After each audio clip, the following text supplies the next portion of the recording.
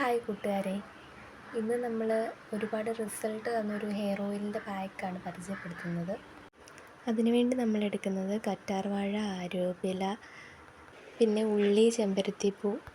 അത് നമ്മൾ കറ്റാർവാഴയും ആര്യവേപ്പിലയും കൂടെ അഴുക്കൊക്കെ കളഞ്ഞ് നല്ല വൃത്തിയാക്കിയിട്ട്, ആര്യവേപ്പില കഴുകണം കേട്ടോ. എന്നിട്ട് നമ്മളത് അരച്ചെടുക്കണം.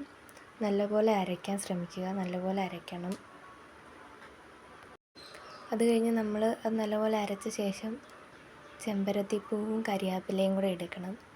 അത് വൃത്തിയാക്കി എടുത്ത് അത് ഇനി അരയ്ക്കണം. അത് നല്ലപോലെ അരയ്ക്കണം.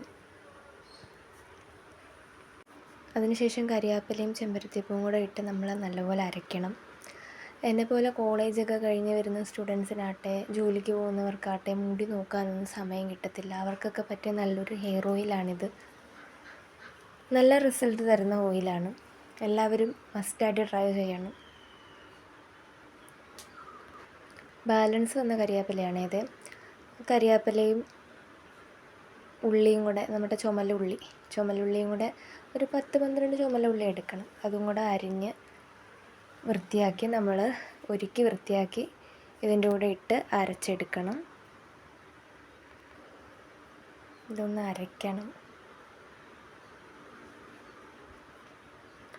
ഇത് നല്ലപോലെ അരഞ്ഞിട്ടില്ല, നല്ലപോലെ അരയ്ക്കണം.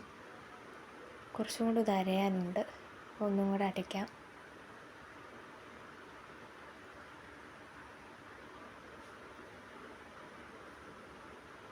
ഇപ്പോൾ നല്ലപോലെ ഒന്ന് അരഞ്ഞിട്ടുണ്ടിത്.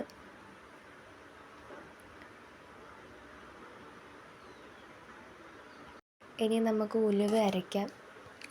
ഉലുവ തലേദിവസം വെള്ളത്തിൽ ഇടുന്നവർക്ക് അങ്ങനെ ഇടാം, അല്ലെങ്കിൽ ഒരു മാക്സിമം 6 മണിക്കൂർ വരെ വെള്ളത്തിലിട്ട് കുതിർത്ത ശേഷം വേണം അരയ്ക്കാൻ. നല്ലപോലെ കുതിർന്ന് കിട്ടണം. ഉലുവ അരയ്ക്കാം. മൈലാഞ്ചി ഇല ഉണ്ടെങ്കിൽ മൈലാഞ്ചി ഇലയും കൂടെ ആഡ് ചെയ്യാം. മൈലാഞ്ചി ഇല നല്ലതാണ്. ഈ വേനൽക്കാലത്തൊക്കെ മുടി വളരാൻ നല്ലതാണ്. നല്ല ചൂടൊക്കെ അല്ലേ, മൈലാഞ്ചി ഇല നമുക്ക് തലയിൽ നല്ല തണുപ്പ് കിട്ടും. അത് മുടി നന്നായിട്ട് വളരും. തണുപ്പ് കിട്ടുന്നതാണ് തലയ്ക്ക്. മൈലാഞ്ചി ഇല ഉണ്ടെങ്കിൽ അത് ആഡ് ചെയ്യാം. ഇവിടെ മൈലാഞ്ചി ഇല നോക്കി, പക്ഷെ കിട്ടിയില്ല. ഒരുപാട് നോക്കിയായിരുന്നു.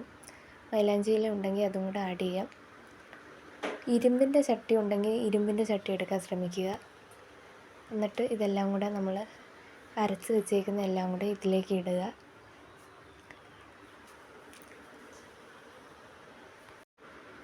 അതിനുശേഷം ഇത് നല്ലപോലെ ഒന്ന് ഇളക്കണം. കൈകൊണ്ട് തന്നെ നമുക്കത് നല്ലപോലെ ഇളക്കി കൊടുക്കാം.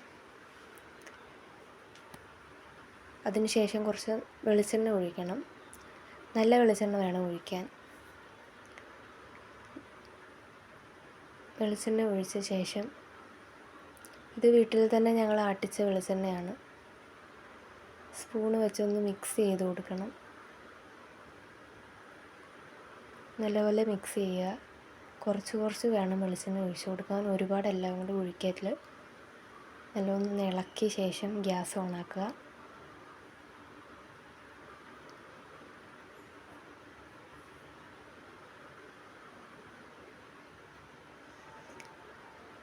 ഗ്യാസ് ഓണാക്കി മീഡിയം ഫ്ലെയിം വേണം ഇടാൻ. അതിന് ശേഷം നല്ലപോലെ ഒന്ന് ഇളക്കി കൊടുക്കുക. ഇളക്കുമ്പം നേരെ വേണം ഇളക്കാൻ. വട്ടത്തിൽ കറക്കി ഒരിക്കലും ഇളക്കരുത് എണ്ണ നമ്മൾ മുറുക്കുന്ന സമയത്ത്. നല്ലപോലെ ഇളക്കിയ ശേഷം കളറൊക്കെ മാറുന്നത് നമുക്ക് കാണാൻ പറ്റും ഇവിടെ. നല്ലപോലെ ഇളക്കണം, കണ്ടിന്യൂസ് ആയിട്ട് ഇളക്കണം. ഉള്ളിയൊക്കെ ഇട്ടതുകൊണ്ട് അടുക്കി പിടിക്കാനുള്ള സാധ്യത കൂടുതലാണ്. നല്ലപോലെ ഇളക്കുക. നല്ലൊരു ഹെയർ ഓയിലാണ്. ഇതെല്ലാവരും ട്രൈ ചെയ്യുക. നല്ലപോലെ തിളച്ച് വന്നു കഴിയുമ്പോൾ നമുക്ക് ഗ്യാസ് ഓഫാക്കാവുന്നതാണ്. ചില്ലുകുപ്പിയിൽ വേണം ഇത് ഒഴിക്കാൻ.